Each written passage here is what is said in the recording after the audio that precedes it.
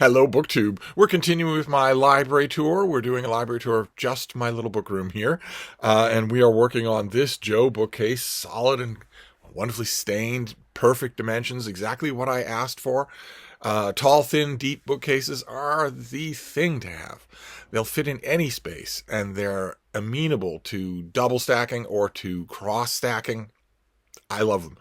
So we have moved on. If I'm not going to be stooping out of camera range, I'm pretty sure that these next two shelves, I'm going to need to sit on the floor. But for now, I can still sit on a chair.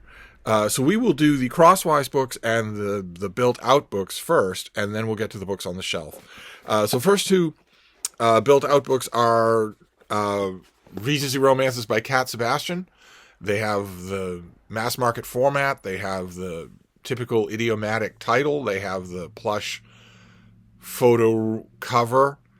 But they star two men. The characters involved are two men. This is It Takes Two to Tumble, and this is The Soldier's Scoundrel. These are not the only. I think I have two others by Cat Sebastian. Romances that are old-style, normal-looking Regency romances. Only the two characters on the cover are men. And I like them. She has a lot of narrative spunk. Let's just put it that way.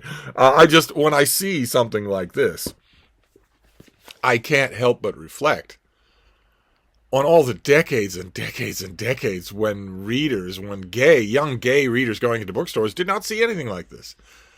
It was not going to be an Avon book. It was not going to be from a major publisher. It wasn't going to be open and unapologetic. Of course, it's a fantasy land. In the actual Regency period, these stories could not have taken place. But that's true for a lot of Regency romances, a lot of romances just in general. So yeah, it's all willing suspension of disbelief. Then we have this thing. This is the art book from Phaidon. It's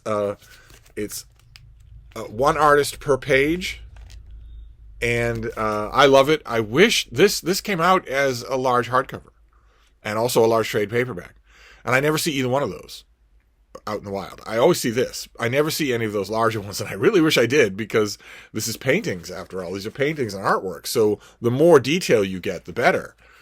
What I love about this book is that it's arranged alphabetically by artist name instead of by time period or by school or anything like that, or even by medium. You will have a brass sculpture right next to a tapestry or right next to a painting. It's all alphabetical by artist's last name, which means you can get the weirdest juxtapositions here. It really does help. It really does help to shake you out of the standard momentum of an art book. I love it that way. It's the only art. I'm pretty sure it's the only art survey in here, and it's not even a survey, really. That's the reason that I have it in here, whereas I have a lot of art books elsewhere, is that it feels different every time I go into it. Then we have a box set. This is an old, battered box set of the first 3 Dune volumes. Just a battered old box set here that I love box sets just in general. What have we got here next? Oh, fantastic. All right, this is Jonathan Feder-Vorm. This is his graphic novel, Moonbound, about the space race, about getting to the moon, and all of the antecedent technology. It's fantastic. Just incredible as a story. I've read, well, I won't say every, but I've read pretty close to every book on mankind's reaching out off the planet, out into space, even very nearby space to the moon, to Earth's moon. I've read a huge amount of books on that subject. I think it is an epic. And all of those books have been prose, but not this one. This one is just amazing, and it's a graphic novel, so a big fan of it. Okay, where am I going to put you? The ergonomics is always the problem. Okay, then we have a Da Capo. This is an old trade paperback of The Stones of Venice by John Ruskin. This is an abbreviation of his multi-volume work on the Stones of Venice that is not known anymore. Ruskin is not known anymore. And I think, really, if you'd gone back in time to his era and told the leading people of the day, the booksellers, the readers, the book reviewers, the editors, that you were from a time in which no one read Longfellow and no one read Ruskin, they would simply not have believed you. They just wouldn't have.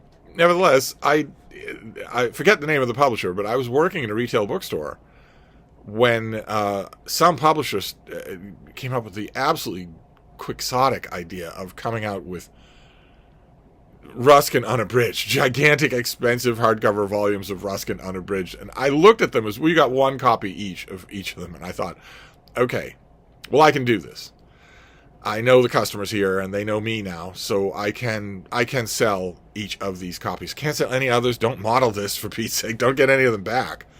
But I actually had at Just Add Water Instant McManager, one of these little people that come and go that think they can order people around. But this one was good.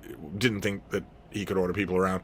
And we were opening the boxes together, and we looked at each other when this thing, I think it was volume 3, turned up in a box, and he said, all right, you know what you've got to do. I knew exactly what he meant. I was the only person in the store who knew what it was.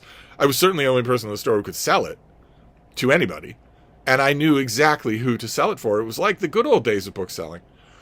In retail book selling, it used to be that was the pattern, not the exception. In the good old days of book selling, it used to be that you would know your customers, and you would know them so well that if you got a book in that day's delivery, and that customer's name came to mind, not only would you call them, but they would expect you to call them. Or you had a box or a tray or something, you just put it aside. Next time you saw them, some books have accumulated that you will probably be interested in. That was just the way it happened. It wasn't an in club. It wasn't exclusive. It wasn't you were penalizing other customers. It was that you knew for sure that this customer would want it and that virtually no one else would. And I had a kind of late stage equivalent. Of course, that's not done in bookstores now because the staff doesn't know the books at all. They don't know anything about them at all. And they don't know their customers and they don't want to.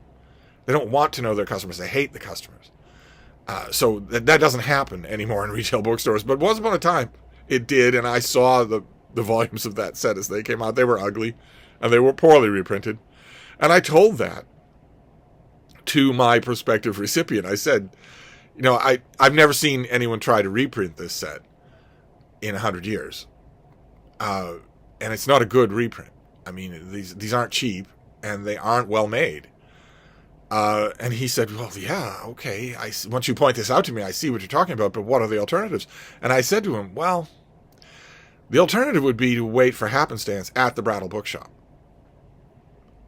They'll get a set that from 100 years ago. It'll be a lot pricier than this, but it will be nice. And he said, "Oh, no one has that much time." So he got the set as they were going. This is an abridgment. Ruskin is wonderful to read. I don't expect anyone to believe that, so I'll just hurry on. And then we get to the books themselves here on the shelf, starting with The Woman at the Washington Zoo, Marjorie Williams. I've recommended this book many, many times on this channel. I recommend it again. It's nonfiction. It's political profiles, and also the last few sections of this book are personal and heartbreaking. The end of this book will rip your guts out. The personal side of this book will rip your guts out. But the rest of it is still really good. Sparkles with the joy of a natural storyteller.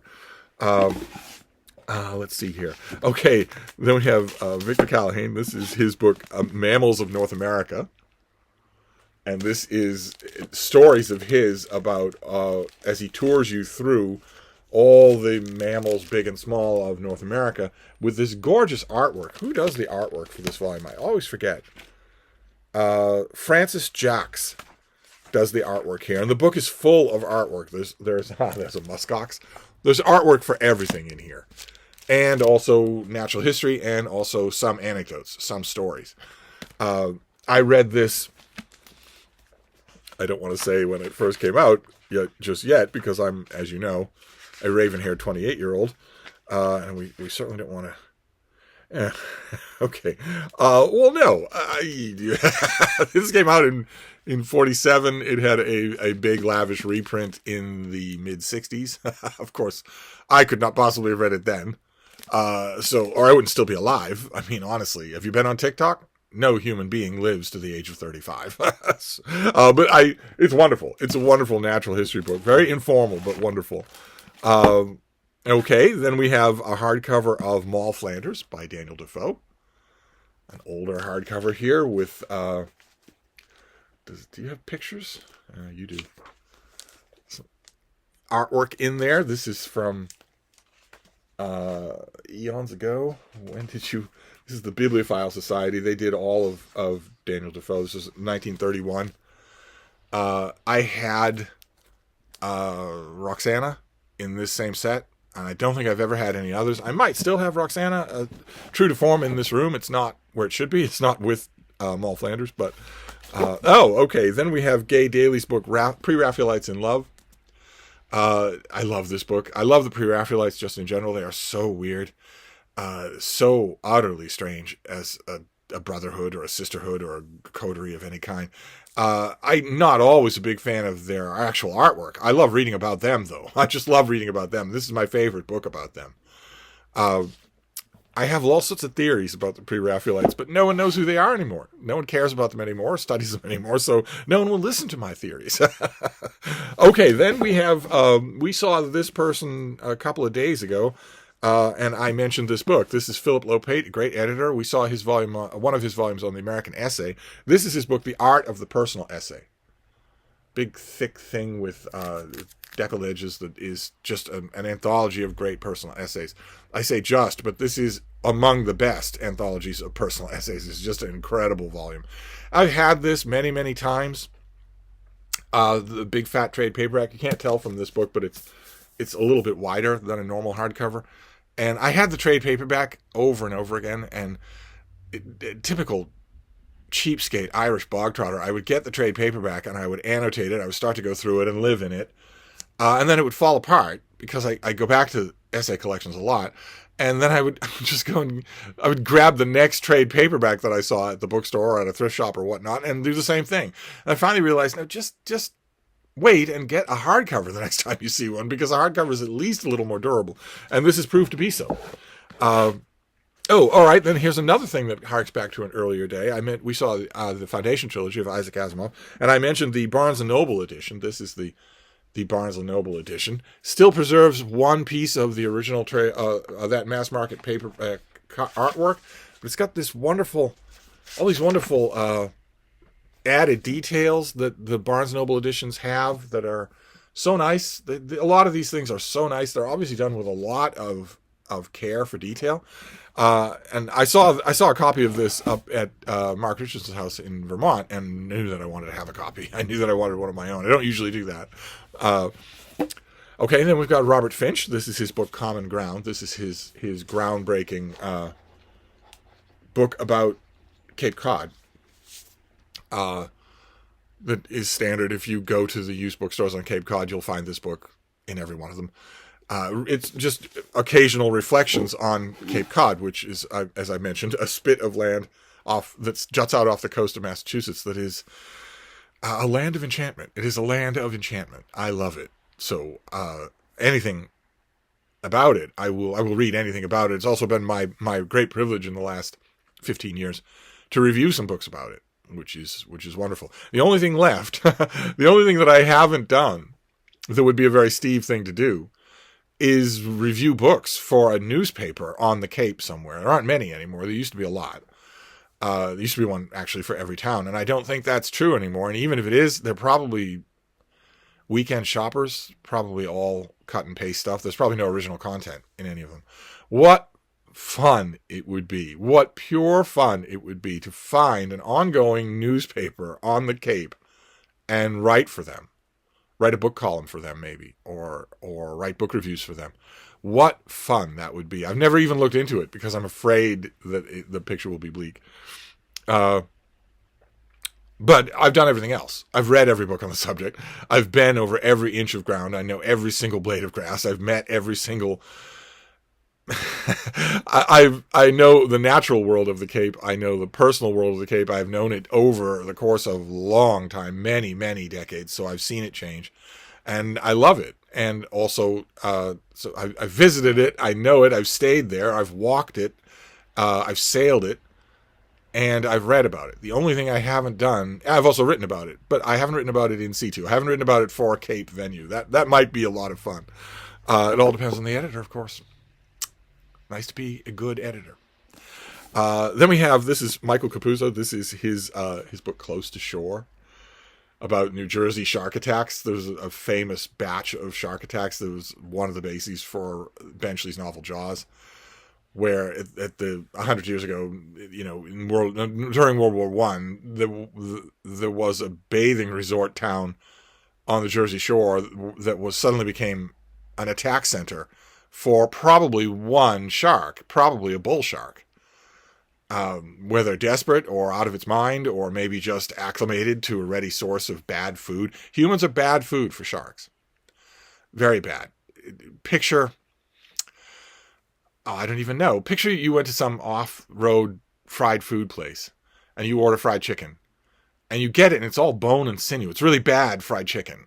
Well, that's what humans are to sharks. They take one bite usually and think, no, no, not at all. Let's dispense with the mythology that an attacking shark thinks you're a seal. They don't think you're a seal. They know perfectly well that you're not a seal. For Pete's sake, they're not amateurs at being sharks. But you're in the water and you're helpless and you're made of flesh and blood. You smell of flesh and blood. So, I mean, you've got all the fatty acid the oils in your skin are leaching out into the water. They can smell that miles away. So they decide, well, okay, I don't know what this is, but I'll take a bite. And the minute they do, they don't want any more. Usually, they don't want any more.